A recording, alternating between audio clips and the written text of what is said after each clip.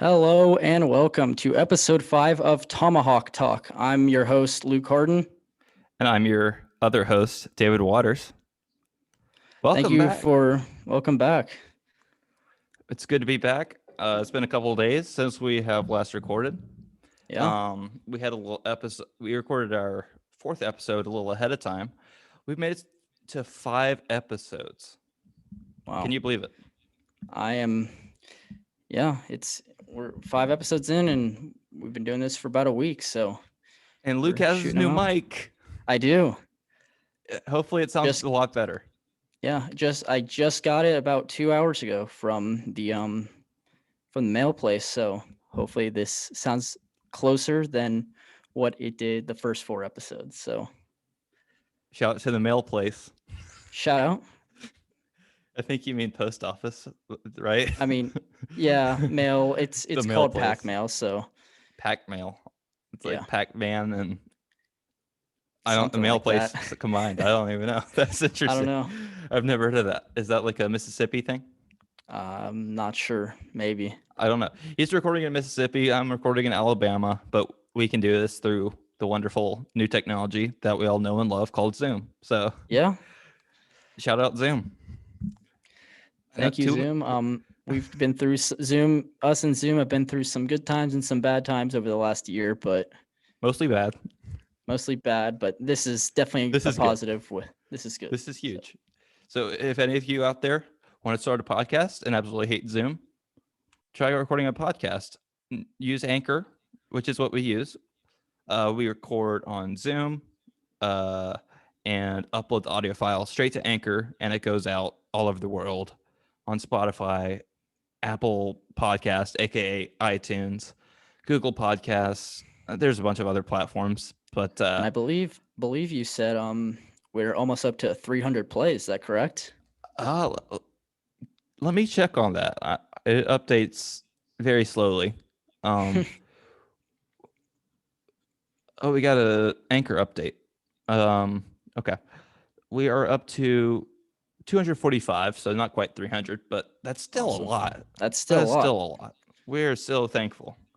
And we're probably going to say that every episode, but honestly, like, we weren't expecting this much. Like, we had no idea what we're doing. We still don't. If we're being honest, we're still like amazed at all the positive feedback we're getting. Except we did get a 1-star review on iTunes. We did. But let me address that. I'll address that real quick before we get into the baseball / MLB part of this. If you do not like us, it's okay. We still like you because you listen to the episodes and all that. We appreciate you. But if you have any feedback, even if it's critical, if you don't like us, please tell us why. I mean, don't just leave a 1-star review and don't tell us how we can, like, if you don't tell us how we can get better, then what do you want me to do? Or what do you want us to do, rather? So we want to get better. If you have any ideas for how we can get better, maybe I let Luke talk more. Yeah. And maybe you just want me to shut up. That's fine. I mean, just let us know. Like, we don't mind it if you leave like criticism, as long as like you let us know what we can do to make this podcast better. We want to improve our podcast as much as you want us to improve our podcast. So yes, we care. We care about you. We care about the listeners. We care about all that. Yeah, at the end of the day, you are the ones listening, and we want you guys to enjoy it. So yes, just let us know. Absolutely. So, let's see. Oh, wait a minute. Oh, we got a review, a 5-star review, and he actually left a comment. Oh, he did. Outstanding. From Saturday. This isn't the 1-star review. I think we have. Let's see. I think it's gonna be hard to tell how many 5. Oh, okay. I think we have 4 5-star reviews and 1-star review. That's huge. So that's awesome. Weeb44 left us a 5-star review. Love to hear these young Braves fans getting excited about this team, just like I was in the 90s. Let's go Braves with a bunch of exclamation points. 5 I stars. believe that was probably my dad. So shout out to you. Is that Steve? That might be him. I think that's him. Weeb44. That sounds like a username he would use. So Okay. Well, thanks, Steve. So shout out to him or Shout whoever out to that Steve. is. I mean, if it's Yeah, not Steve, if it's not my dad, then whoever you are, shout out to you. yes, we will read reviews. If you just leave us any reviews, we'll go over that. And if you leave a good review, we'll shout your name out and all that. So, also something I was thinking about earlier today, I was walking to class and I was kind of thinking about the feedback that we've been getting, and something interesting I thought of was, where is everyone even listening from? I mean, obviously, a lot of our audience is going to be around the Atlanta area, around the state of Georgia, maybe across the Southeast. But where's the most unique place someone's listening from? We want to know. Yeah. So let us know. Let us know. DM us. Just DM us. I mean, if you're watching this from, I don't know. There's Brave fans all over the place. So wherever you are, go Braves. Yeah, chop on. Email us too. We got an email. Everything's going to be in the description. If you want to go follow us, email us, holler at us, direct message us, whatever you want to do. If you want to come on the show, let us know. I mean, we're open. Yeah. Also, we're also planning on having a few people already. So if there's anyone out there who's waiting for their chance, the time is coming. I promise. We promise. Yeah. But yeah, should we just jump into the news that we've had the last couple of days? Yeah, for sure. You want me to start, or you want to start? You could start. I mean, do you want to talk about? So I know today Shohei Ohtani avoided abrasion, I believe, signed a 2-year, $8.5 million dollar contract. Let me see what John Heyman said. Shohei Ohtani and the LA Angels agreed to 8.5 mil for 2 years. So you said arbation or something. That was weird. Arbitration. Wait, arbitration. Sorry. It came Did out. I say weird. abrasion? Did I say abrasion? Yes. Sorry, arbitration. My arbitration. Bad. Arbitration. That was an arbitrary way to say arbitrary. Bad joke. Okay. So, anyways, today we'll get into that later. But more news. Reds and Sean Doolittle agreed to a deal, so he's no longer on the Nationals. I think it's a 1-year, $1.5 million deal. So really cheap for a guy who's been around for a long time. Yeah. Sean Doolittle, he was actually originally drafted by the Atlanta Braves. Don't think you knew that. I did not know that. I've known him, but he didn't sign. I've known him mostly with the A's back when he was one of the best relievers in the game. He was originally drafted by the Braves in the 39th round back in 2004. Wow. But he did not sign. And then he was drafted by the A's in the first round in 2007. So went to the University of Virginia. And he's had a very successful career. I mean, he was a closer for a little while. Was not the closer last year. Kind of struggled in the Nationals bullpen in 2019. But he had 2 All-Star seasons, and one in 2014, one in 2018. It'll be interesting to see if he can get back to his former self, because 2018, Sean Doolittle was phenomenal. He had a 1.60 ERA and 45 innings with 25 saves. And in 2019, an ERA over 4. So it'll be interesting to see if he can get back to his former self with the Reds. That's not a pitcher's ballpark. So it'll be interesting to see what happens with Sean Doolittle, but good for him. Yeah. Definitely a big part of that 2019 World Series team, along with Daniel Hudson out of the bullpen. So 2 of their primary relievers in that playoff run. So yeah, and more Reds news. They also signed D. Strange Gordon. Yeah, I That's believe another I thing. saw that the other day. I guess I think he changed his Hmm. part of his last name. I think it's his mom's name, I believe. It is his What I mom's saw. name. So if you guys didn't know, it's D. Gordon. It's not like some random guy who just came along. It was like D. Strange Gordon. No, it's just D. Gordon, but he changed his name to honor his mother. So that's I always remember about D. Gordon. Is that home run he hit for Jose Fernandez Yeah, after that happened? He only has 18 career home runs, and that was so memorable, though. that was definitely one of the coolest moments I've seen Mm-hmm. in sports. Just any sport, not even just baseball. Definitely after everything that happened, especially I believe we were in town that day, the Braves, for a series, and they canceled it, and then everything that happened with Jose, and then that very first at bat. So that Yeah, was D. Gordon's very, had a rough life. If y'all weren't familiar with the story behind his mother, she passed away when he was 7 years old. He was shot and killed. She was shot and killed, oh, I tragically. didn't know that.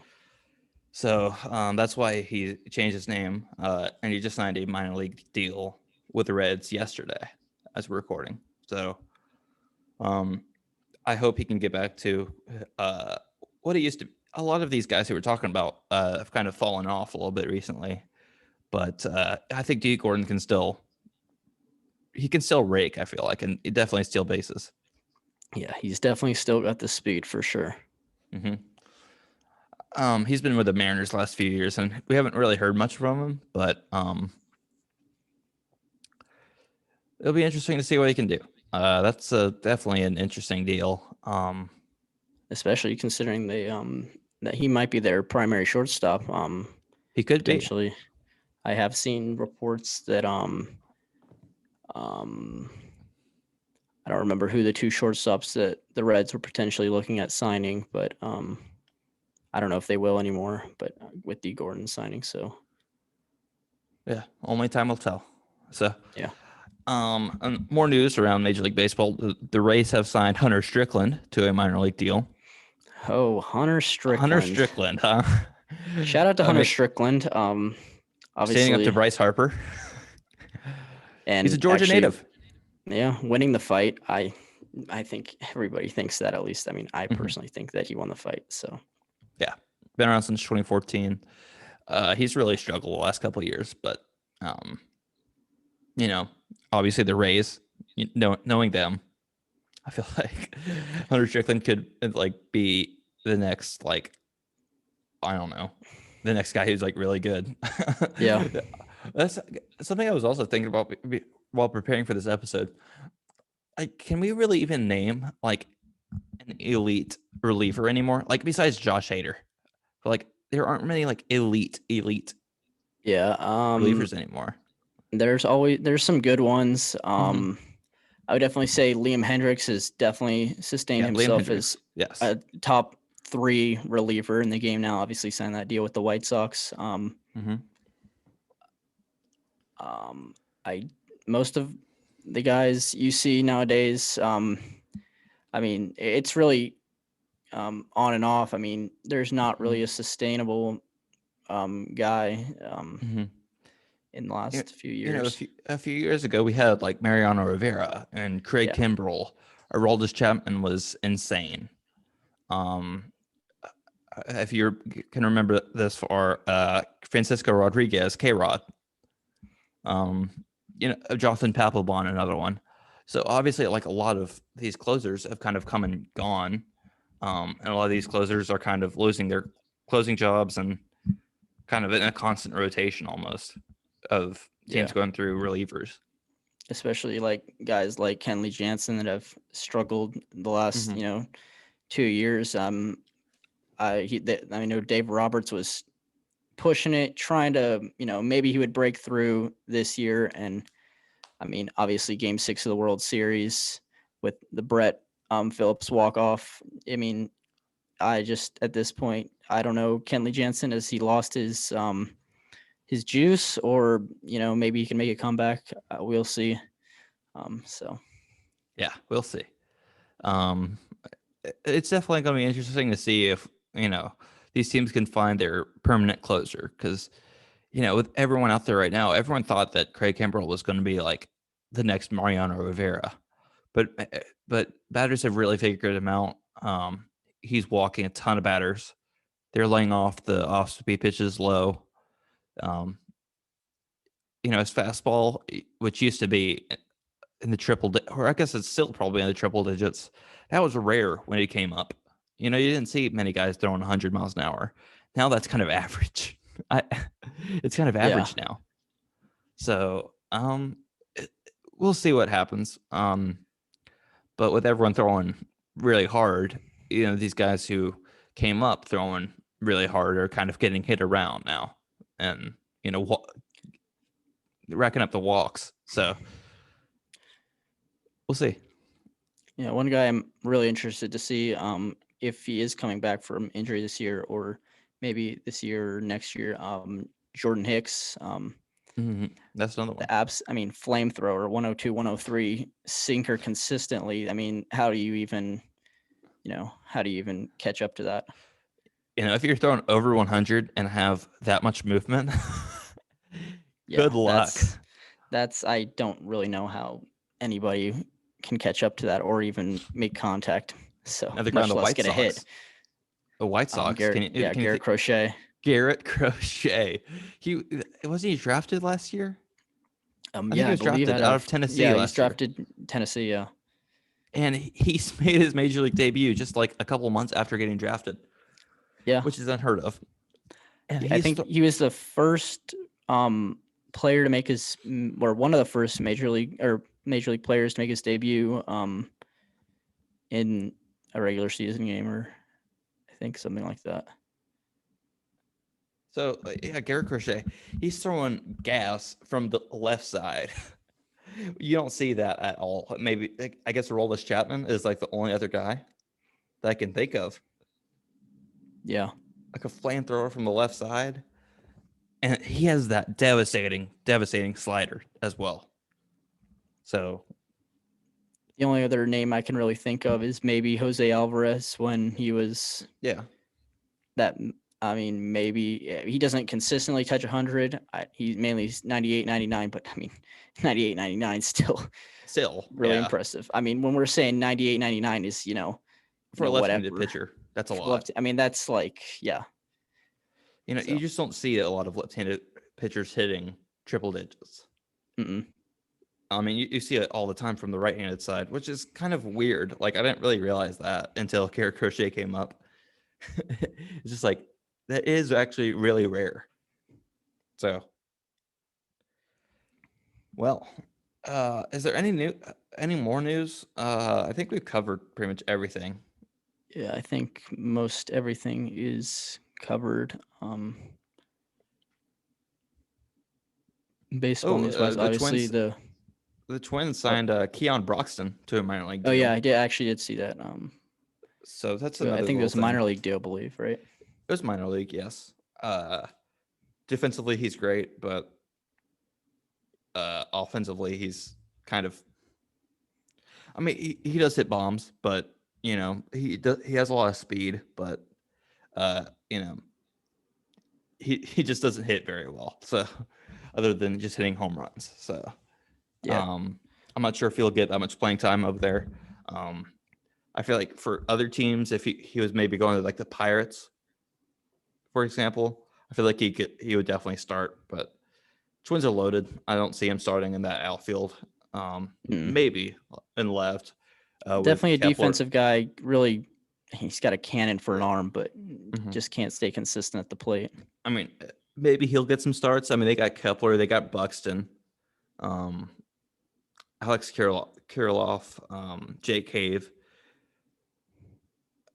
There's a few guys who could possibly start out there. So, yeah, we'll see what happens. It'll be interesting to see. So, we did have breaking news last night.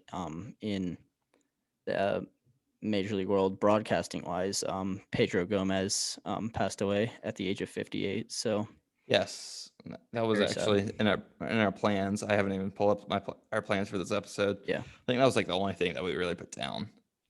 Yeah, that we should be Yeah, talking a little bit more about him in the yeah. next Pedro coming days. Gomez. But Grew up watching him. I think he's been with ESPN as long as I can remember watching it.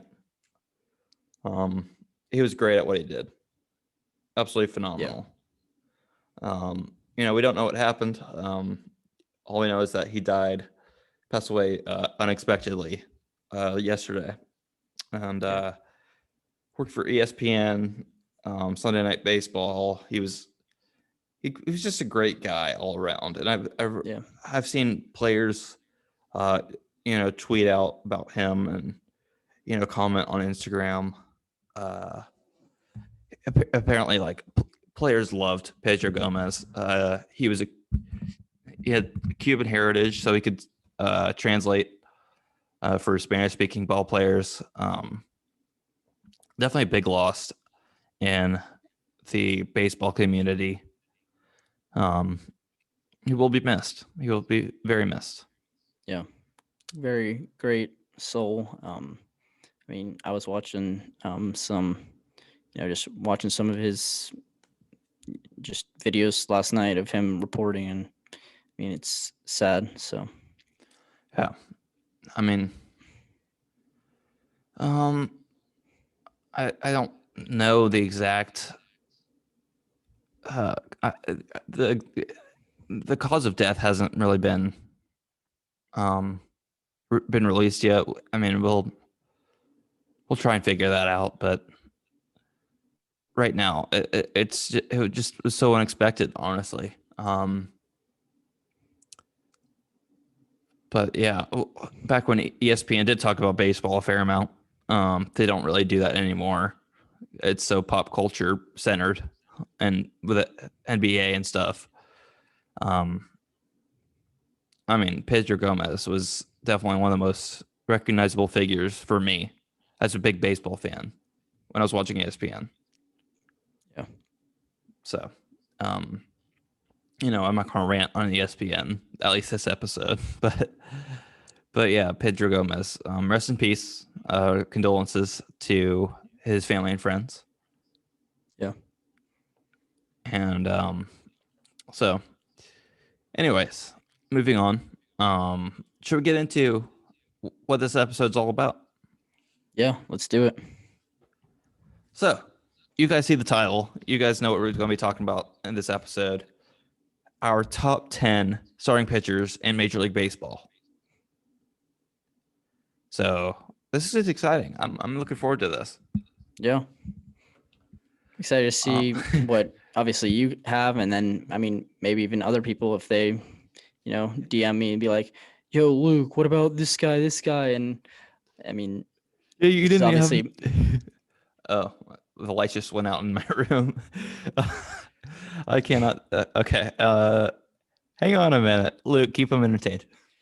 but if you do want to DM me and be like, Luke, this guy's the number one pitcher in the league because da da da da, or maybe I missed a guy.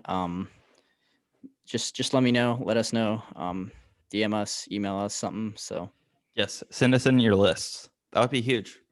We'll share them on air, and we'll give our thoughts. That's gonna be fun. I'm looking forward to that. So definitely send us your top 10 lists. Please don't bash us. We're trying not to be biased. So I know there's a lot of Braves fans out there looking for Max Fried and Mike Soroka being in their top 10.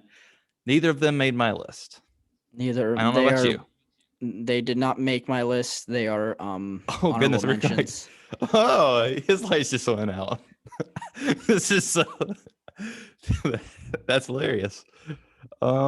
We lost Luke. I'm back.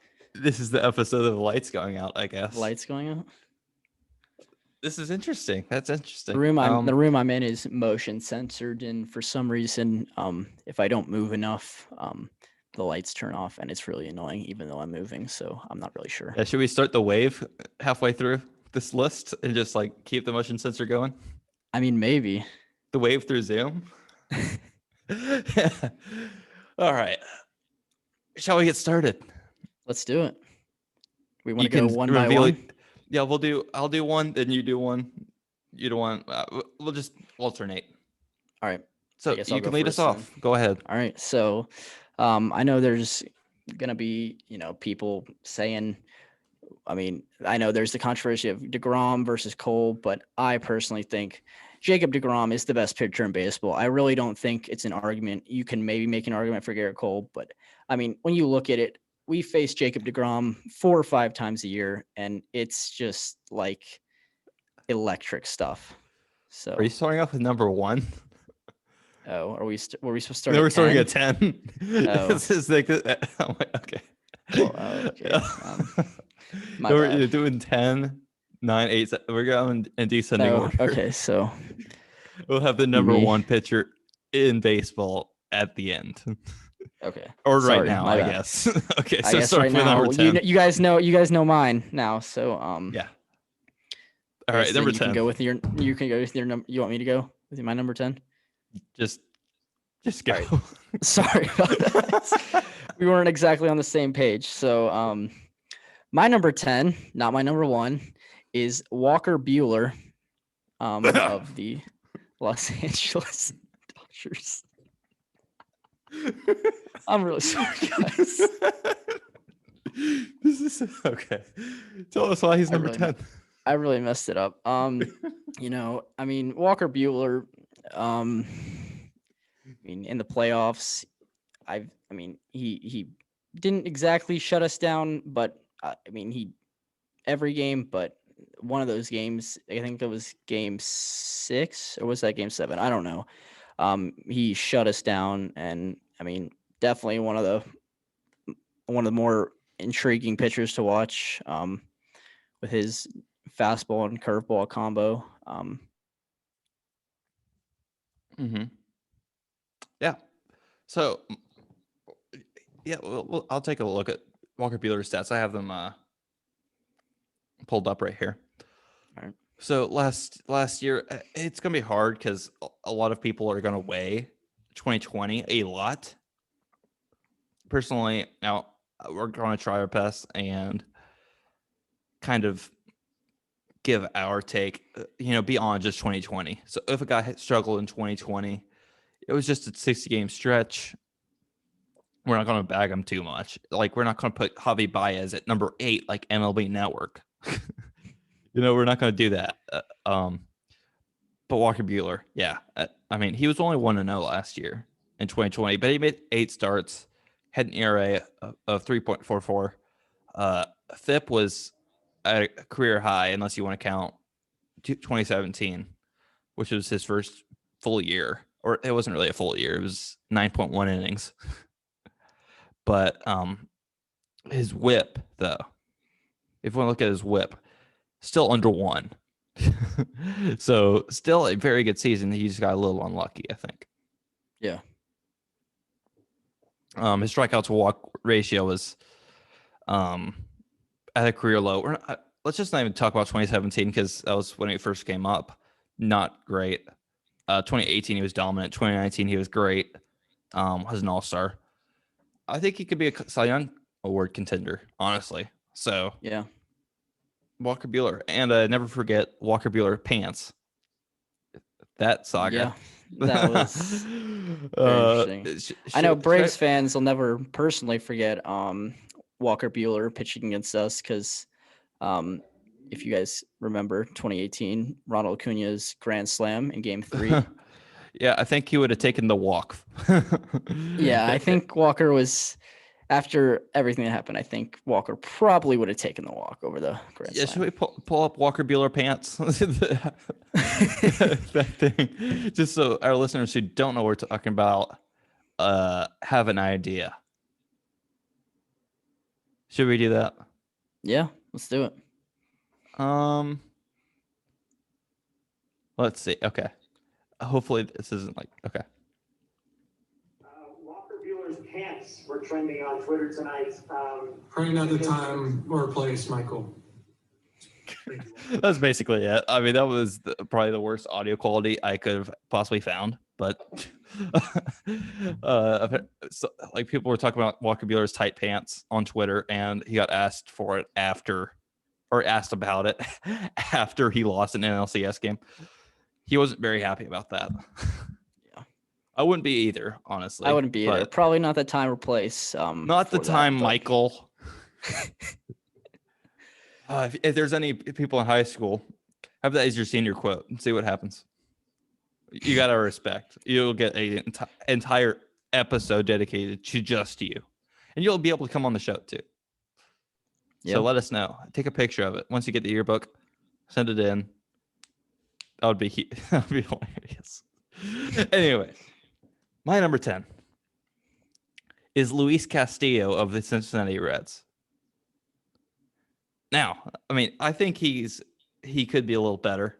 2018, he wasn't very good, honestly. I think that's kind of what nagged him a bit. I think his walks are a little high. In order for him to, climb this list for me a bit more, he keeps the ball in the ballpark, but his walk rate, he has over 3 walks per 9 innings. Last year on a Reds team they made the playoffs, but they weren't very good. They had Castillo, they had Sonny Gray, they had Trevor Bauer. They had a great pitching rotation, but their offense was bad. And we get they didn't even score a run. We got to see that. We got to see that firsthand. They didn't score a single run.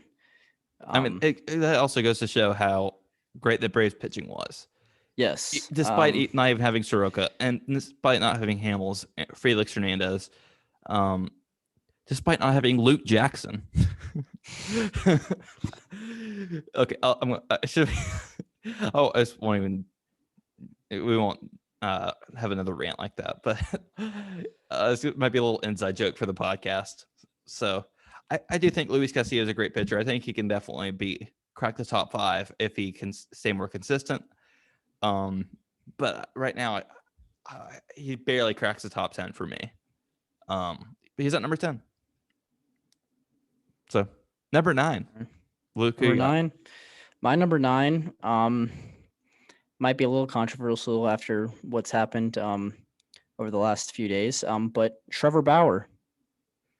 You have him at 9. Wow. I do. Mr. $45 million in 2022. Huh? Yeah, he's getting paid $45 million to be my ninth pitcher in the major leagues. So So how about, okay, so I kind of had an idea. So when we're alternating, I think since a lot of these guys that we're going to have we're going to have similar lists. So when you have a certain guy, because I have Trevor Bauer on my list, so we don't have 2 Trevor Bauer segments. You just have your Trevor Bauer talk, and then once he comes up on my list, then I'll talk. So, all right, you can go on your Trevor Bauer adventure right now. Well, personally, Trevor Bauer, obviously a great pitcher, electric, on social media, so much fun to, watch his brand on YouTube and everything. Obviously great year this year, Cy Young, absolutely phenomenal year. However, when he was with the Indians, he was always, he was good. He was never the best pitcher. Personally, I think Corey Kluber was the ace of that team while he was there. And maybe you could even make an argument for Mike Clevenger when he was there, when they were there at the same time. But if you look at the statistics, Trevor Bauer's been good, but he's never been, that electric guy outside of this year. So, that's the reason I have him at 9. So I feel like a lot of people are going to have him inside the top 5 if people were to make their lists. yes. What was MLB Network's top 10 starting pitchers? Have they done that yet? I believe they put Bauer at 4. Yes, they have. I believe they did do it. I believe they put Bauer at 4. We'll just if I'm rant not on mistaken. their top 10 pitchers. We'll go over that at the end of this episode. How about that? Okay, yeah, that's fair. Let me just pull it up for right now. Okay. Yeah, it was. Yeah, I don't even So, know what to think of that. For me, number 9. This one's a little bit of an interesting one. This one is really intriguing to me. Yu Darvish. Yu Darvish. Yu Darvish. Before 2020, he might be an honorable mention, but he wouldn't have made this list. 2020, he was absolutely phenomenal. Came in second in the Cy Young Award voting. Arguably could have won it. I think in a lot of the sabermetrics and the analytical stuff, he was better than Trevor Bauer in several categories. But we saw what he did with the Texas Rangers when he first came up. First 3 years, he was an all-star. He was an all-star in 2017 as well, when he was with the Rangers, and also was with the Dodgers for the second half of that year, if you remember him with the Dodgers. Had Tommy John in 2015, so we don't really know what happened. So he doesn't have any stats for that. Something interesting about Yu Darvish is he has the highest strikeout per 9 inning of all time. I mean, that's straight up. He has struck out 11.1 strikeouts per 9 innings, which is insane. For a starting pitcher, at least. I mean, if you're looking at like a reliever, like maybe say Aroldis Chapman or someone, that's gonna be a lot higher. But for a starting pitcher to strike out over 11 per 9 innings over your career, I mean, I think he has to be on this list. So he put up a 2.23 FIP last year, a WHIP under 1. Just a phenomenal year, and I think he has to be on this list for me. So getting into 8, number 8, Yu Darvish is actually my number 8. So a little back to back. Your turn.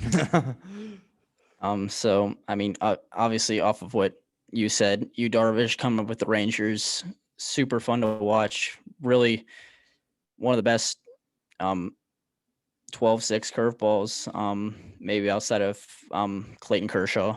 Best right-handed 12-6 curve. Last year this year, 2020 with the Cubs, was awesome.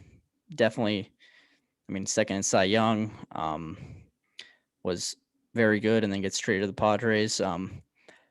Who the ace of that Padres team is to be determined. You'll see later in my list who I think is going to be the ace of that team. But Yu Darvish at 8. So yeah, that curveball, I didn't even bring that up. That curveball is insane. I think he's added some velocity to it recently, because I remember it used to be like an ephus. It used to be like in the high 60s. yeah, I don't think it's quite that slow anymore. I think it's a little faster now, but like that curveball is so much fun to watch. It is 12-6, insane.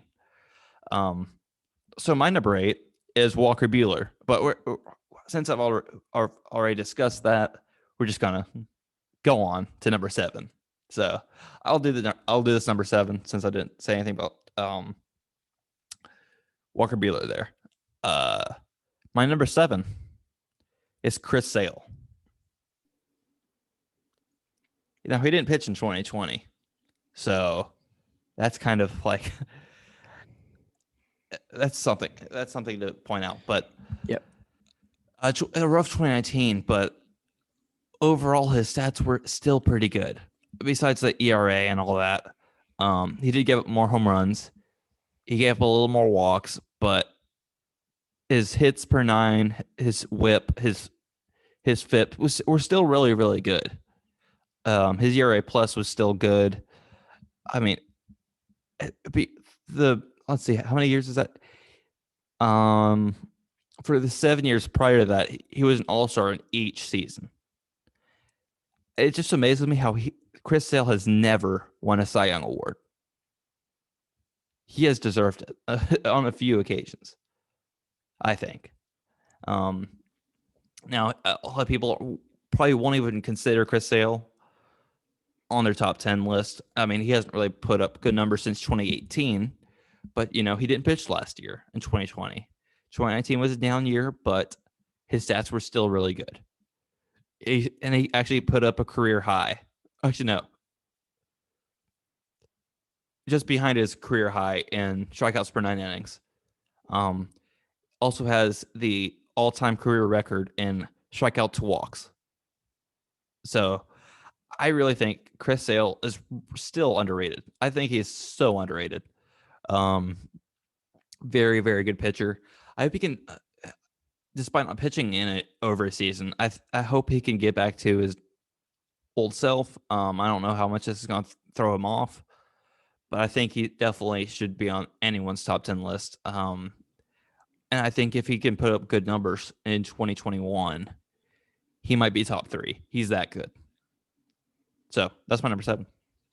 On the topic of Chris Sale, I actually have him right on the edge. I have at my number 11 position if we were going based off honorable mention.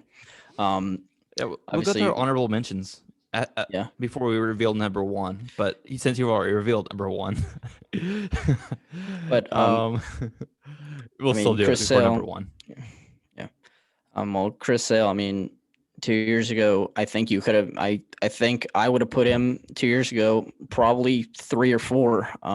But I mean, obviously down 2019 and then injured this year. So hopefully, I don't know if he's back this year or next year. I'm not sure. I think he will be. But hopefully he can return to form and definitely will be back into my top 5 if he continues to do what he's done over the course of his career with the White Sox and the Red Sox. So, I mean, what a hidden gem they found in Chris Sale, the White Sox at least. I mean, the first 2 years he was a reliever, and it was really good. And he actually had a few saves. He had 12 saves in his first 2 seasons. And then he came up into the rotation and became their ace, which is insane. So, yeah. We'll So- see what happens. I hope Chris Sale can get back to his former self. I mean, even if you look at the stats in 2019, if you look at like the ERA and stuff, it'd be like, whoa, what happened? But really, he just got unlucky. I mean, all the other stats look really good. So, besides ERA and, I mean, his whip was still really good. All of his other stats were still really, really good, except for his record. But I mean, we're in an age. I mean, didn't Jacob DeGrom a few years ago go 12-10 or something like that? 15 Yeah, and 10, I believe so. 15 and 10, 10 and 9, 11 and 8, and that's the best pitcher of our. There's a pitcher in the game right now. I mean, think the record wins just does not matter. Record doesn't matter. So- wins record is stupid. I think it's a dumb stat for pitchers, personally. It is dumb, but it's there. And I Yes. mean, it's been used for forever, basically. So, Yeah. but kind of an outdated stat. But I think Chris Sale, it's phenomenal. So, who's your number 7? My number 7 is Lucas Giolito of the Chicago White Sox. Obviously, people might look at 2018. He had a 6.13 ERA and 32 starts. Obviously, not very good. 2017, he had a 2.38 ERA though, and 2019 and 2020 definitely on the rise. He had a no hitter this year against the Twins or the Pirates. No, it was the Pirates. I think it was the Pirates. I don't remember. I can try to figure that out. So you I can believe keep it going. was the Pirates. But I mean, Giolito, such a fun guy to watch. Really good changeup. Obviously, he's got that weird arm slot, chicken arm thing, but I think definitely a really good pitcher, and hopefully even on the rise after coming from the Nats. He might even be able to, with another year, squeak into my top 5 potentially. So, Yeah, he did not make the top 10 for me, but I will discuss that in the honorable mentions. So I think he definitely, if he can do what he did in 2020 and 2021, he'll definitely crack the top 10 for me. But for now, looking at his career stats and all that, I mean, he's had some really good seasons. He's had some bad seasons. So, it just depends on which one we'll see in 2021. I think that's just going to decide it for me. So, number 6. Do you want to do number 6 first, or do you want me to get Did it? you say your 7? What was your 7? Did you say Chris Sale. 7? Oh, my bad. I will do 6. This one actually, I have Blake Snell here. However, I did write my notes. Justin Verlander would be here if he were healthy. Oh yes, he would definitely be. He would be probably top 5 for me. Yeah, I mean, if Justin Verlander was healthy, I think he's, definitely one of the best pitchers of our generation. Ever since I've been born, one of them. With the Tigers and the Astros, so definitely very good guy. But my number 6 right now, obviously, is not Justin Verlander, is Blake Snell. Blake Snell with the Rays. What else can you say? He was the best pitcher on the Rays. Obviously, the controversy in Game 6 getting pulled after probably what was his best start of his career, with the analytical stuff that Kevin Cash has. That came back to bite him. Yeah. Bad. But Blake Snell, definitely, I think he will be the ace of the Padres for the future. Not just this year, but I think for the next few years, him and Lamet will be the 1-2. Obviously, Darvish is there, but I don't know if Darvish will stay there. So, Blake Snell, number 6. Blake Snell at number 6. Well, when I first made my list, he was at number 10. For this list, I had to sneak Chris Sale on this list because I realized just how good he was, even in a down year in 2019. So that bumped Blake Snell to number 11. So he just missed. I would have put him in, but I had to put Chris Sale in here. So Blake Snell is borderline for me. So if there was a 10.5, Blake Snell would be there. But my number 6, I am so excited for this. This is one of my favorite players ever, Trevor Bauer. I mean, he finessed the heck out of the Mets. That was the best thing I've ever seen in my life. Say what you want about the vlogs. I love the vlogs. Bauer just celebrated his 30th birthday back on January the 22nd. What a season he put up in 2020. I mean, I know 2019 he really wasn't that great, but you didn't even bring this up when you were talking about Trevor Bauer. He was really, really good in 2018 as well. Yes. That rotation was absolutely loaded. They had Kluber, as you mentioned, Clevenger, another guy you mentioned. You did not mention Carlos Carrasco. Oh, I did not. He was insane. Really, really under the radar. He did not get nearly enough credit that he deserved, in my opinion. And then they had Trevor Bauer. I mean, if you had that rotation like this year, and if you had like the Trevor Bauer that we saw in 2020, could you imagine? Oh my! I mean that I don't even know what. I mean, the reason why I have Trevor Bauer way up here, I mean, $40 and $45 million per year is such an overpay for Bauer. I mean, I had to say it. That is way too much to be paying Trevor Bauer. I mean, I love Trevor Bauer, but we're going to be watching $95 million vlogs, which is going to be amazing. What is he going to do with that money? I'm so ready to see it. I am a huge fan of the vlogs. I love what he brings to the game. And he brings people to watch the game of baseball. I absolutely love watching Trevor Bauer. I mean, we discussed Trevor Bauer in our second episode when he went to the Dodgers. basically ended Bob Nightingale's career. But if you look at the hits per 9 innings last year, it's insane. I mean, I have all these guys' stats pulled up. He gave up 5.1 hits per 9 innings last year. 5.1. That's unheard of. Yeah. That has Clayton Kershaw ever gotten even close to that? Let me find out. Kershaw's career best is that I can see is 5.9. So, and what about DeGrom? That's another guy that I need to look at. No. Trevor Bauer's 2020 season was historic. I mean, I know it was only 11 starts, and say what you want about that. But if we're looking at it from just a baseball-minded perspective, 41 hits in 73 innings. Are you kidding me? Yeah. I mean, that's disgusting. Unbelievable. His ERA plus 2.76.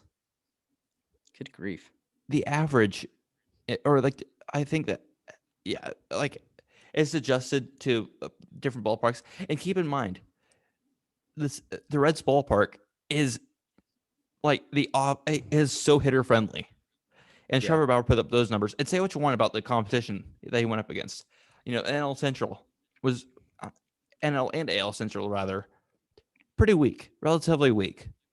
But you know, you saw face guys like Paul Goldschmidt, Josh Bell. You know, the Twins are loaded. He had to face the Twins. Royals have basically nobody. Indians still had a great team. They had Lindor, Ramirez. You know, a lot of those guys. Brewers had a few bright spots last year, so it's not like the competition was bad.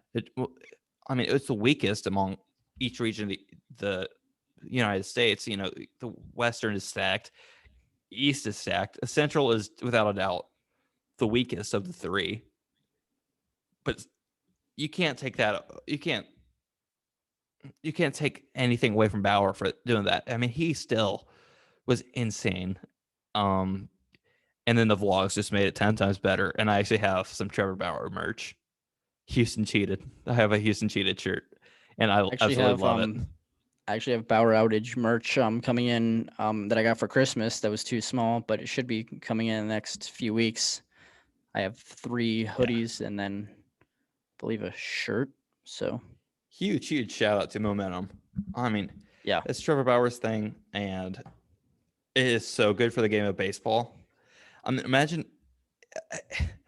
those vlogs with, you know, guys like Walker Buehler and Clayton Kershaw and Mookie Betts, Cody Bellinger, Corey Seager. If they can get Justin Turner back, that's a character right there. Those vlogs are going to be so much fun. Those are going to be amazing. And, you know, he's become one of my favorite players in baseball. And thank God he's not a New York Met. I can continue to root for him. I mean, I know Dodgers aren't that much better around here in Braves country, but you still got to hats off to the Dodgers. They're insane. That team is unbelievably good. And, you know, we'll see what Trevor Bauer does. You know, if he can't replicate, or if he struggles in 2021, I don't think he's even going to make this list in 2022, to be honest. But, you know, judging off what he did last year, and remember in the postseason as well, you know, he had that one start against the Braves, the pitcher's duel with Max Fried. I mean, we couldn't touch him. We could not touch Trevor Bauer. Guy's absolutely filthy. He's filthy. So for me, he's at number 6. He was so close to cracking top 5, but I think there are guys who have just been dominant for a longer period. So that's why Trevor Bauer's at number 6 for me. Number 5, moving on. Number 5 for me, as hang on, the lights just went out again. Oh, Give me a nice. second here. Yeah, it's a Bauer outage. It is. It really is. But Now that the lights are back on, number 5 for me is Shane Bieber, of the Cleveland Ooh. Indians. Obviously, this is 2020 was his third year with the Indians and in the league. But I mean, if you look at his stats, his ERA in 2018 was a 4.55, but his FIP was a 3.23. In 2019 was a 3.32, and then a 2.07 FIP this year. He has a career FIP of 3.07, and then not to mention his strikeouts per nine. His first year 9.3, last year 10.9, and then this year a whopping 14.2 strikeouts per nine in 60 games. So, obviously, a super fun guy to watch, easy to root for. I mean, Cy Young in the AL. I mean, what more can you say about this year? I think definitely underrated the last 2 years. I don't think people understand how good he was before 2020. So he is my number 5. Not a bad pick. Not a bad pick right there. I think he's a little low, to be honest. I think he's top 3, honestly. You think so? But I mean, you're know, gonna see my top 4. So okay. Well, I know But- which 4 you're going to be talking about. I mean, 'Cause, I think we. I got 4 of those guys in my top 5. So Yeah. So my number 5 is Clayton Kershaw of the Los Angeles Dodgers. I mean, as much as I wanted to put Trevor Bauer in the top 5, Clayton Kershaw has been the best pitcher of our generation. I don't think there's any denying that. And now looking at this, I think I should have put him higher. Shoot, I gotta figure out why I put him at number 5 instead of like 3. It's too late to change my list now. So this is a disaster. He's an animal. He is insane. He should have been top 3, and I'm stupid, and I put him at 5, and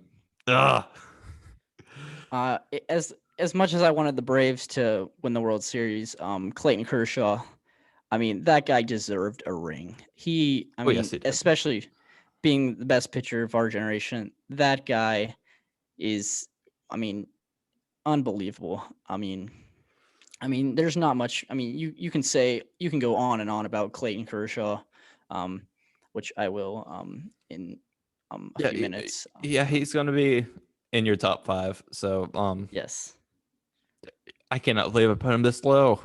I'm looking at his stats, and I'm just like, what am I doing? I mean, say what you want about, him having down years the last 3 or 4 years, but he's still elite. He's still performing at an absolute elite level. His career ERA plus is 158 when 100 is considered average. So he's insane. That's unbelievable. At 0.7 career home runs per 9 innings. And it's Wow. It's been over 1 3 of the last 4 years. So his home runs per 9 innings, they're kind of on the rise right now. But he's active career leader in that department, and as well as hits per 9 innings and WHIP and ERA plus, and win-loss percentage and ERA. There's a bunch of stats just right there. He's insane.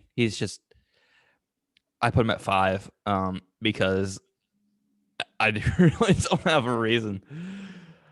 I really as soon as I started looking at his stats, I regretted because I didn't change. I made my top 5 or my top 10 list originally.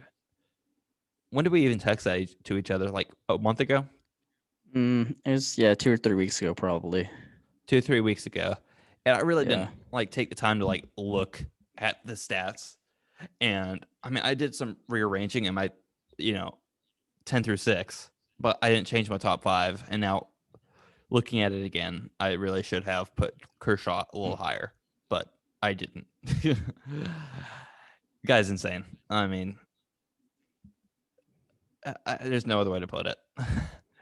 Should have been top 3, but I made a mistake there. Who's your number 5, or have you already gone? I don't. I'm actually at 4. Oh yeah, yeah, 4. 5 was Number 4. 5 was Bieber. My number 4 is Max Scherzer. Same for me. Yeah, so I mean, this is a guy. I mean, he'd been in the league 12 years now. Before this year, he had 7 straight Cy Young. At least he had 1 vote. The last 7 years, he obviously won it in 2013, 2016, and 2017. He became in second in 2018 and third in 2019. This year, you know, he was. I want to say, was he injured maybe, or I'm not really sure. Nah, he made all 12 starts. He did. So, I mean, not a down year to say the least. He had actually, I don't know. He had a ERA of, Yeah, since he's both of our number 4s, we'll just kind of like just talk about them together. This year he had a 3.74 ERA. So obviously not a down year. That is still very good. I mean, it's a down year for him.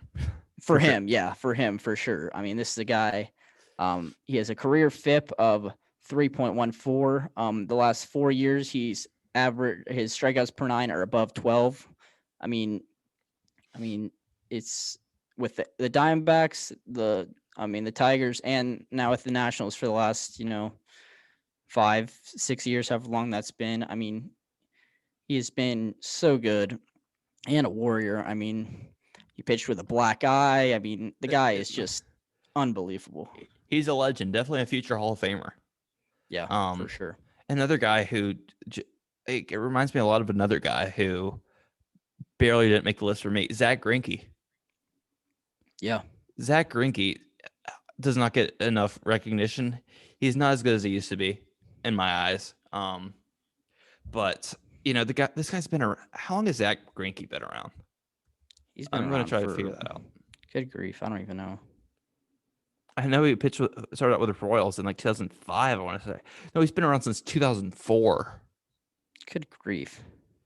2004 at the age of 20, and He's definitely one of the more interesting guys in the game. I mean, yeah, and I feel like he could have easily been in my top 10. Probably, it's just so hard to come up with a list of top 10.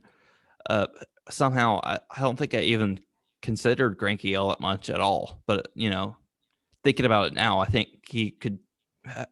He probably should have gotten a lot more thought for me. Like I feel like he kind of went under the radar for me. He's always been under the radar, honestly. Yeah, and the guy's just been so good for so long, and I don't even know if a lot of people knew this, but I was kind of reading about him not long ago, and apparently he had to take time off when he was with the Royals. I think it was like 2006 or somewhere in that time frame. He had to take time off when he was battling severe depression. Yeah. I mean, this guy's been through so much, and he's turned himself into an insane pitcher, and I think, I mean, Greinke's just insane. He's been with several different teams. I mean, he's performed so well with everyone he's pitched with. Starting out with the Royals, he was there for I think 7 years. He was with the Brewers for about a year and a half. He was with the Angels very briefly in 2012. Don't even remember that, to be honest. Greinke on the Angels, but he was there. Then with the Dodgers for a few years in that insane rotation with Kershaw and Greinke. And then with the Diamondbacks for a few years.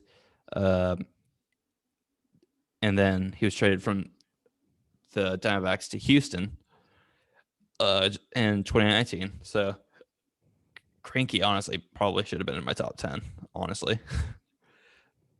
But yeah, I I gotta admit, Greinke's better than I thought. So I think both Greinke and Scherzer are both future Hall of Famers for sure. What do you think? Yeah, I agree. I mean, obviously, like looking at my list, I think Chris Sale's possibly a future Hall of Famer. Kershaw is a lock right now. He's definitely gonna be a Hall of Famer. Yeah. Cole and DeGrom are both on the right track. So that's Scherzer. Did we even get in the stats with Scherzer? I did. I said his career FIP was like 3.14. Yeah, you said everything I was going to say. So Yeah, number 3, yeah. let's just leads me right into it because I just brought up his name. Garrett Cole is at my number 3 spot.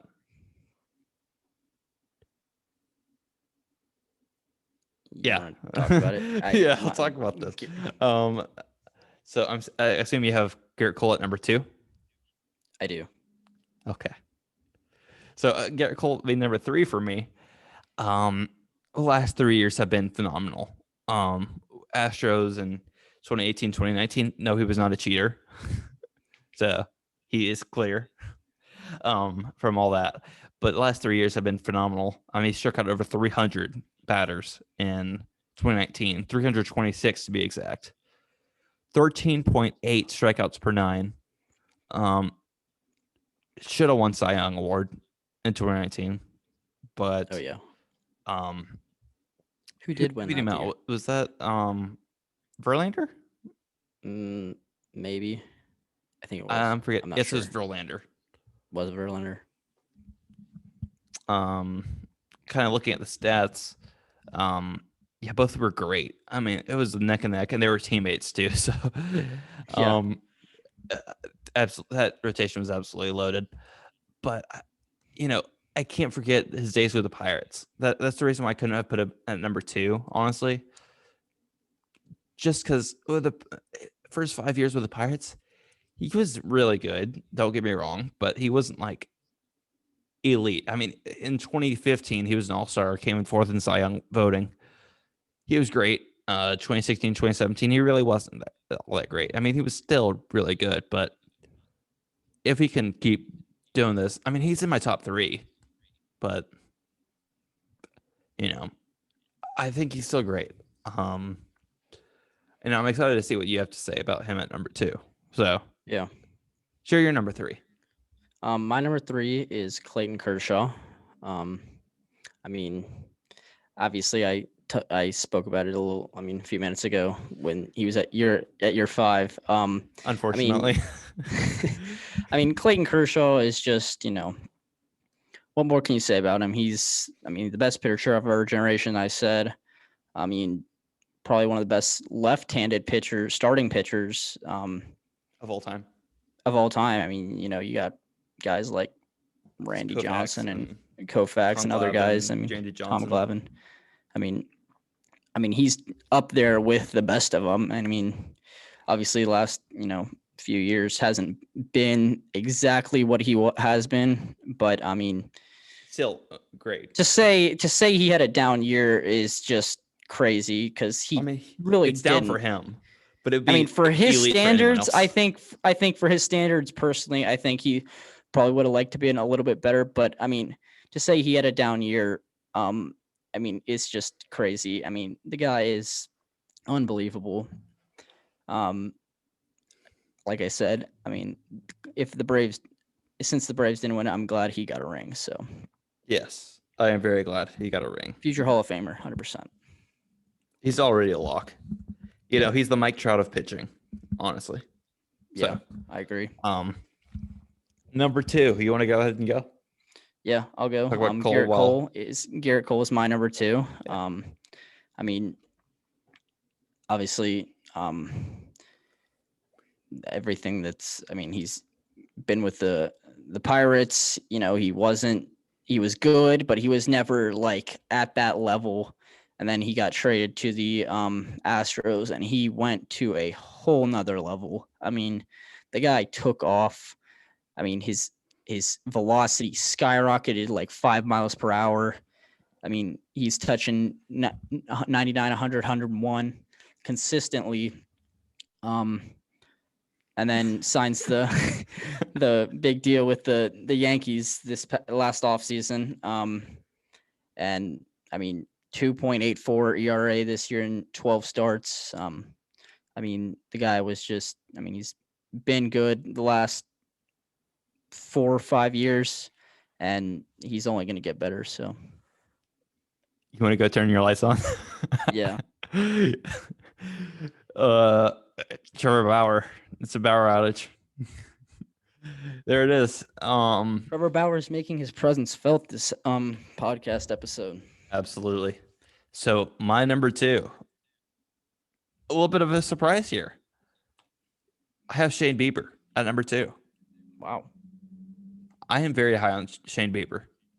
Maybe a bit too high, a lot of people might say, but I've watched this guy pitch the last few years. This guy is special. I mean, he's untouchable. I mean, I don't know how anyone can touch this guy, and he's just trending in the right direction. I really think that he's going to be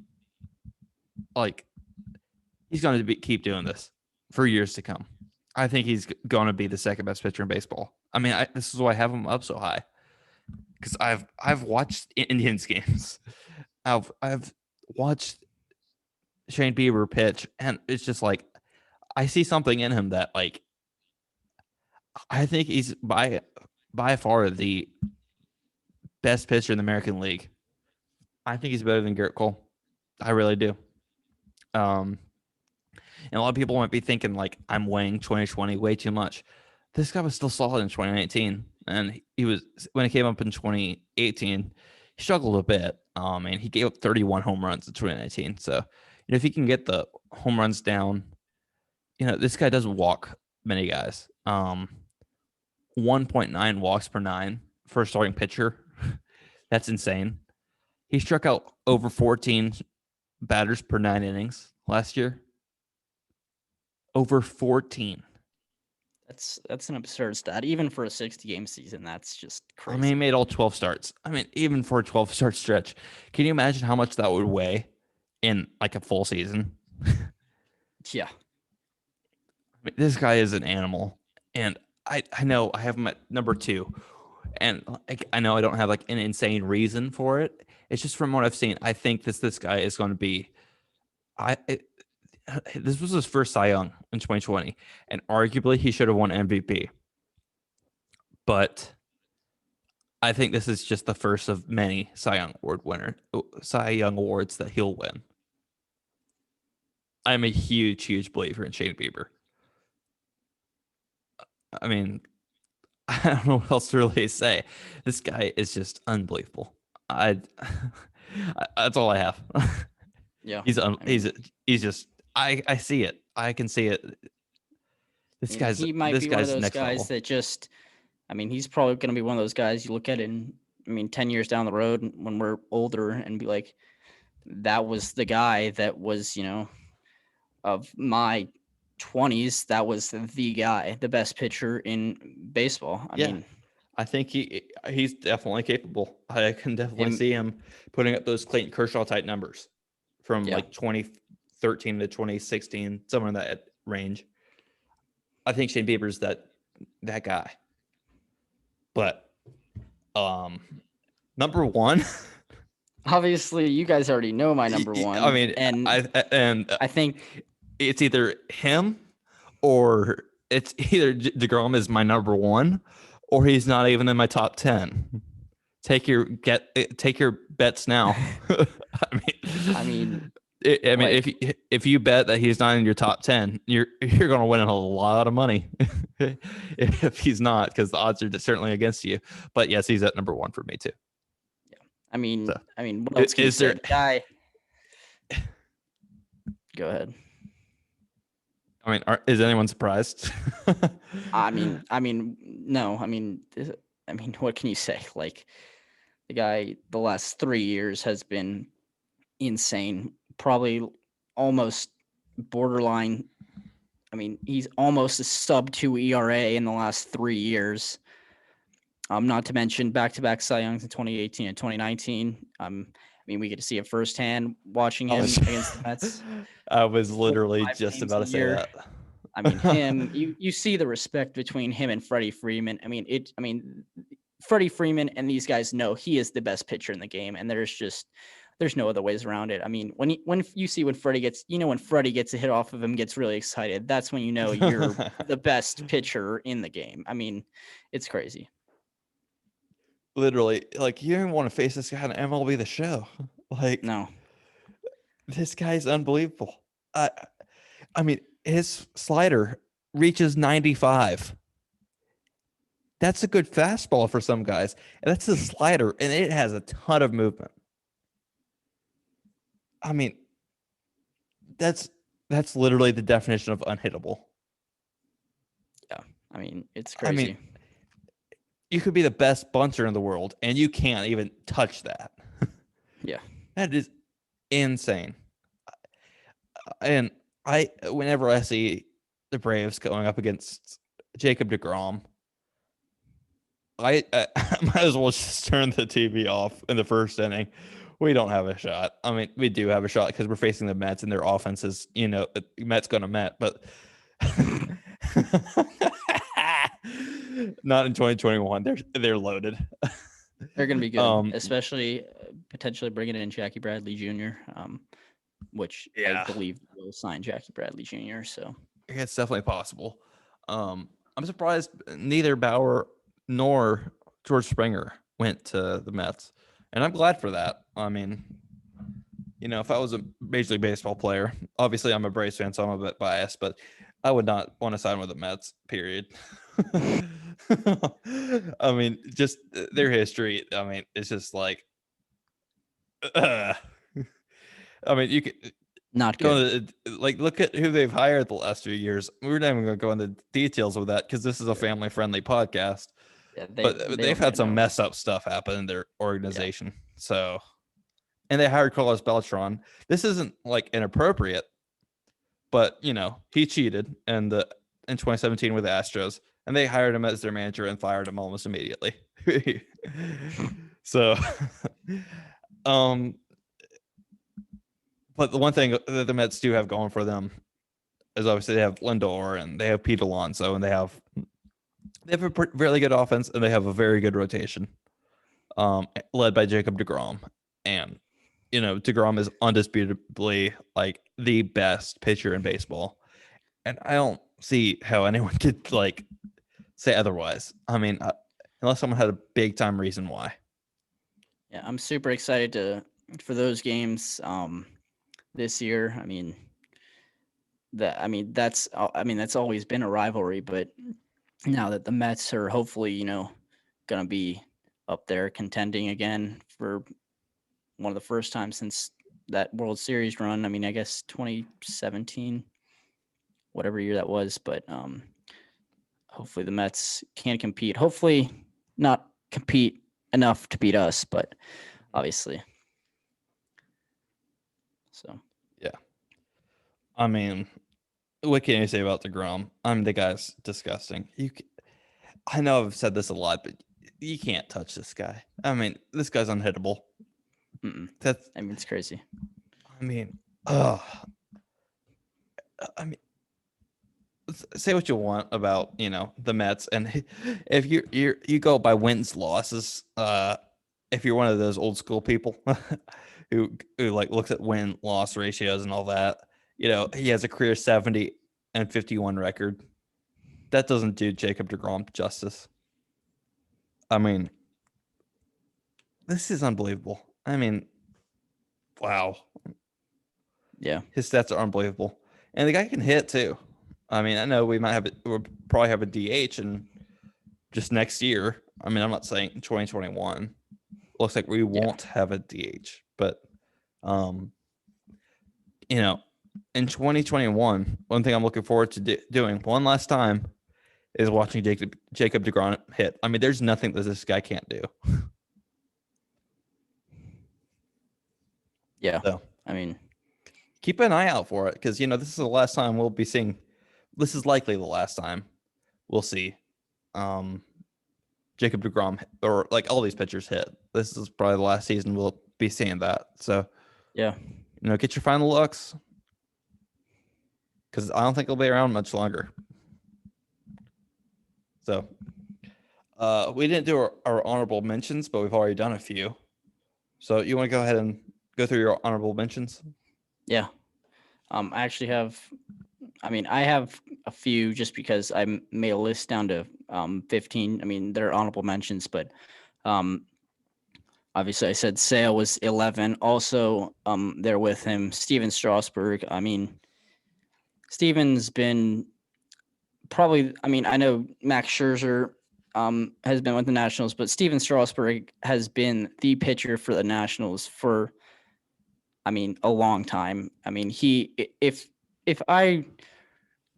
somebody says the pitcher on the Nationals, you think of Max Scherzer, but I think of Steven Strasburg is the Nat pitcher, the Nationals pitcher for the them. So,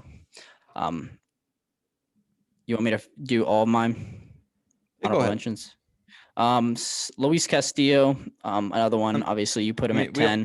We don't have to go into detail, because I think this episode's been over an hour by far. Okay, yeah. Luis Castillo at and then Dylan Sinlamet and Mike Soroka. Obviously, Braves fans, if you're wondering where Mike Soroka is, there he is. Sonny Gray, Jack Flaherty, Max Fried, and Lance Lynn. So, yeah, very similar to mine. I have all those guys who didn't make my top 10. Zach Greinke, probably the biggest honorable mention of anyone. Because I really didn't give him much consideration at all, and I really should have. And arguably, he definitely probably should have been in my top 10. Dinelson Lamet, another guy who made a very good case. I would just about put him in my top 10. Aaron Nola, Hyunjin Ryu. The list goes on and on. So if we want to look at the top 10 for MLB Network, we can do this every top 10 video we do. Or not video, podcast. I keep saying video. This is not YouTube. But this episode, we'll do this every episode that we do a top 10. But 10, Walker Buehler. I can see that. 9, Aaron Nola. Way too high, I think. There's no chance Aaron Nola gets on there, and Mike Soroka, Max Fried does not. Come on. Dinelson Lamet, number 8. I can see him being in the top 10, but 8 is a little high. Kershaw at 7. It's a little too low in my opinion. Ryu at 6 is so high. The fact that they even have Clayton Kershaw below Hyunjin Ryu is just, what are you guys doing? I don't understand it. I don't know. Bieber, they're apparently high on Bieber too, but I'm high on Bieber because I've watched him pitch. He's next level. Bauer at 4. How can you put Bauer above Kershaw? And I guess I can see him also, where is let's see, where's Max Scherzer on this list? Oh, he's 3. Just kidding. He's at 3. Chris Sale deserves to be on this list. Yu Darvish deserves to be on this list. Castillo deserves to be on this list. Greinke probably deserves to be on this list, as well as Snell. There's a bunch of guys who deserve to be on this list more than Ryu or Lamet or Aaron Nola. And then they have Bauer, Scherzer, Cole, DeGrom, top 4. So I'll agree with the top 3. I can definitely see a case for that. So, yeah. But yeah, that's a terrible list. Yeah, that was really bad. And we're going to say that for basically every one of MLB Network's top 10 lists. Yeah, MLB Network's Shredder top 10 is always. It's crap. It is you want to talk crap. about bad? Just look at the top 10 third baseman and the top 10 second baseman. Probably the worst 2 lists I've ever seen in my entire life. And we will get on top of starting pitching. And we'll get to those lists. Once we keep doing these top 10s, the goal is to have our top 10s done by opening day. But a lot can happen in between now and then. So Yeah. we're going to definitely finish these lists, but this is just the first episode, so we're probably a little behind. We're going to do all positions around the diamond. This was just the first one. We'll also do relief pitchers. Probably, I think that's probably going to be our next one, is relief pitchers. And then we'll go around the diamond, like catcher, first base, second base, shortstop, third base, and then do the outfield last. Yeah. So, and then maybe we'll have an episode where we do our top 50 players in baseball. And just go like, we're not going to go over all 50 players, but we're just going to go over the list. And, you know, we're probably going to argue with each other about why whoever is right and whoever's wrong and all that. So I'm looking forward to that. That should be an interesting thing. So that's another thing that we might do. That's kind of up in the air right now. Yeah. So would you be interested in that, Luke? I would, definitely, 100%. Let's do it. All right. So we have to do our wallet segment. Yeah. Of course. I believe that will end the podcast because I know you guys probably are a little bit tired of listening to us. I don't know. Maybe you aren't. Maybe you like But listening to we got us. Chip Carey. We got Chip Carey to listen to now, though. You like listening to Chip Carey probably better than us. So Just a bit better than us. Chip Carey, if you're out there, please come on the show. You give us a wallet, like a home run for Luke Hardin, you know? Yeah. That would be that kind of cool to hear. That would. Let's see. Hashtag Braves Walloped on Instagram. Link to my socials in the both of our socials and the description of this episode if you want to go check out our social media. So this one is from 2019. We did this last episode. But Luke, you want to guess who this is? When was it? September 8th, 2019. 2019. Dansby Swanson. No. Ozzy Albies. You give me like like you're about to give up. You've guessed one player. Ozzy Albies. But no, it's not Ozzy. I'll give you a hint. He is no longer a Brave. Oh, he's no longer a Brave. Is it again Josh Donaldson? Another Nope. one?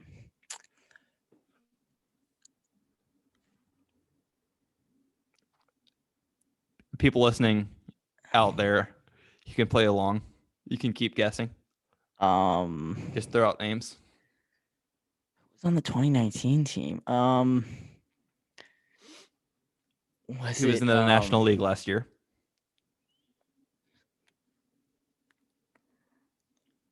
Was he an outfielder? He was an outfielder. He was an out.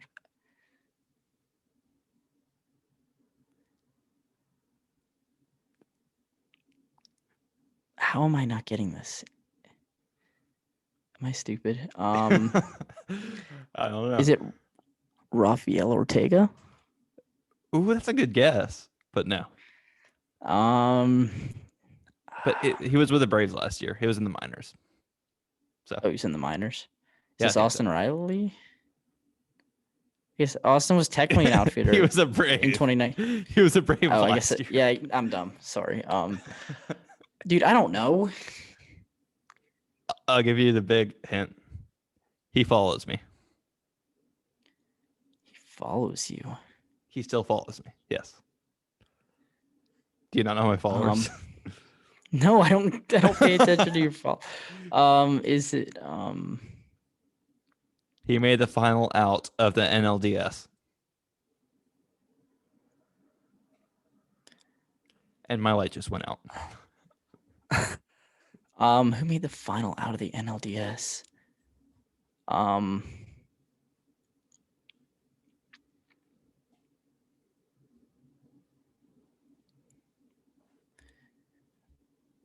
Do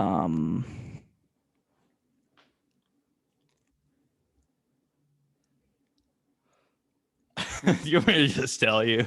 just tell me. This is kind of No, we're good just, old. I don't know. our good old friend Matt Joyce.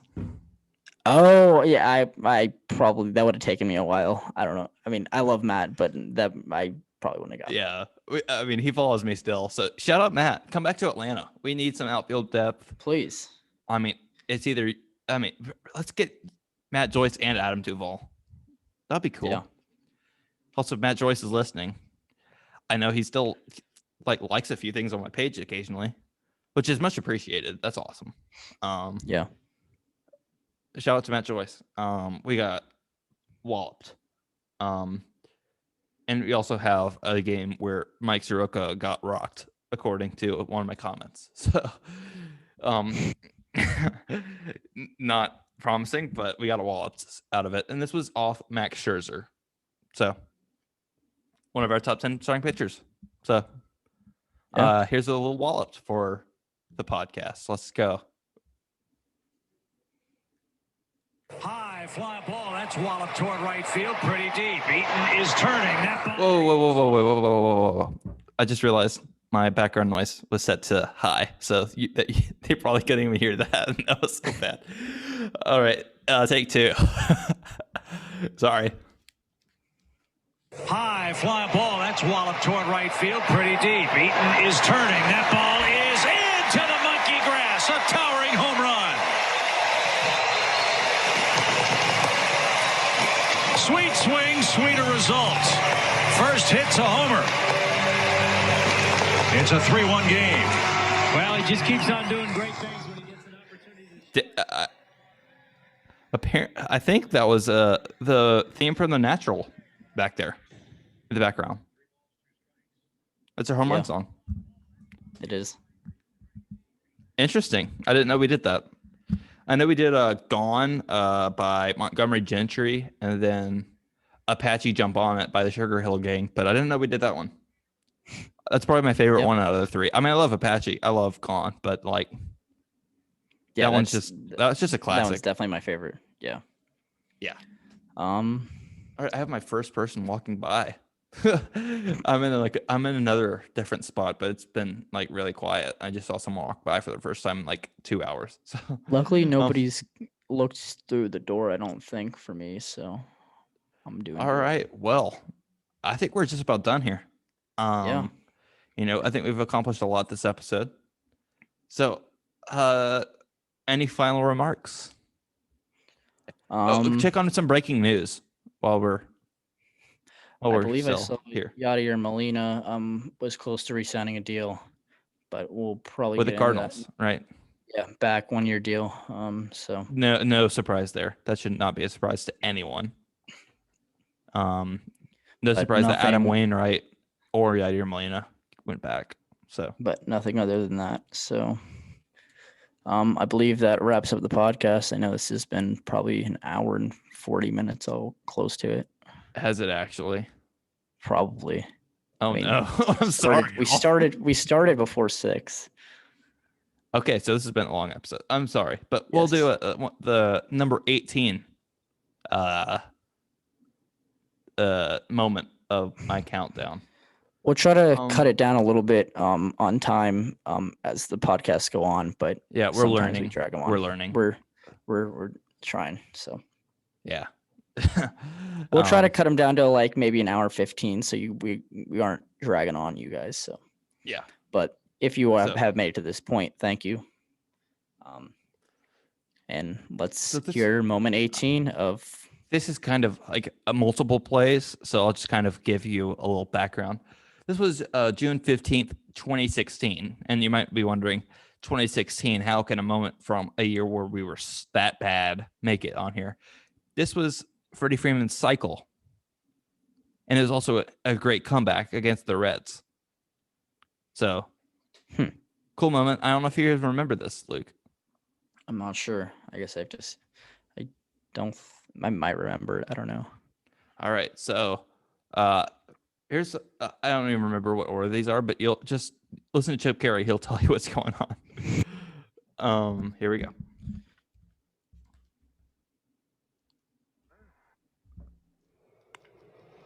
Freddie rips one toward the right field corner.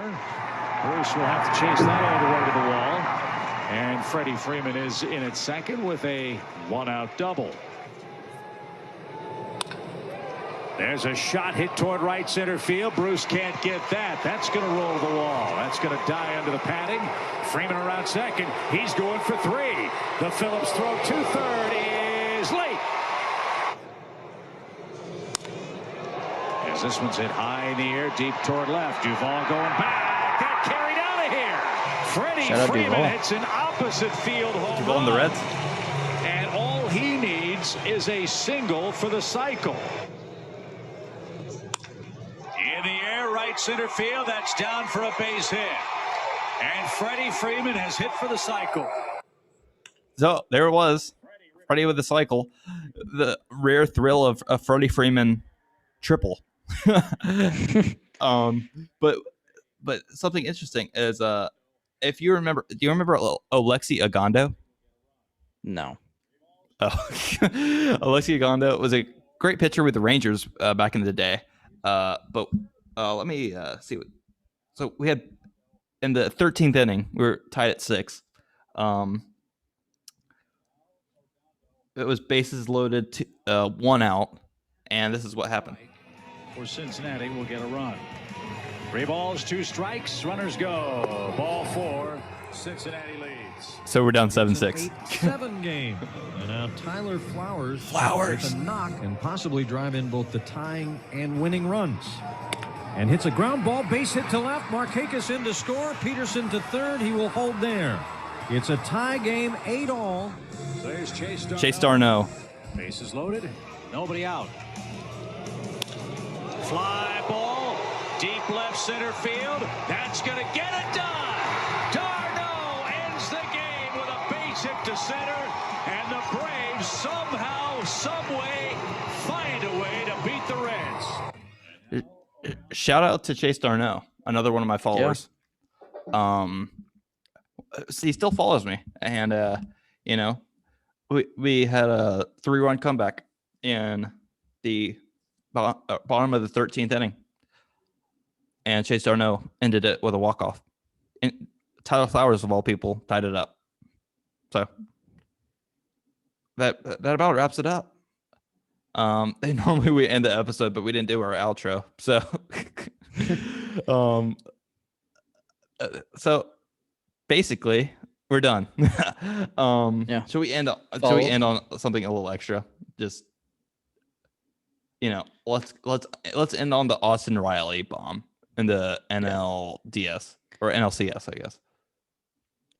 All right. So until next time. Thank you. Follow us on our socials. Everything's in the description. Yeah. And we'll see you.